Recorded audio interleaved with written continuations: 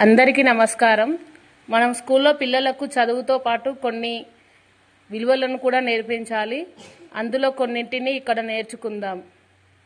వాటి వల్ల విద్యార్థుల్లో క్రమశిక్షణ అలవడుతుంది. పిల్లలు ఎక్కువగా తరగతి గదుల్లో పేపర్లను మరియు పెన్సిల్ పొట్టును చించి పడేస్తుంటారు. కాబట్టి పిల్లలకు చిన్నతనం నుంచే పేపర్లను కానీ పెన్సిల్ పొట్టును కానీ చెత్తబుట్టలలో వేయాలన్న విషయాన్ని నేర్పాలి. దీనివల్ల తరగతి గదులు మరియు పాఠశాల శుభ్రంగా ఉంటాయి, పర్యావరణం బాగుంటుంది. పిల్లలకు పర్యావరణం మీద అవగాహన కల్పించాలి. వారికి ప్లాస్టిక్ వాడకం వల్ల వచ్చే నష్టాలను గురించి తెలపాలి.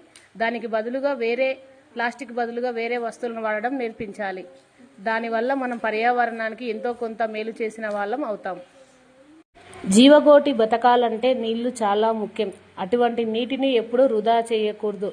ఈ విషయాన్ని పిల్లలకు చిన్నతనం నుంచే నేర్పాలి. నీటిని పొదుపుగా వాడుకోవాలన్న విషయాన్ని చక్కగా చెప్పాలి.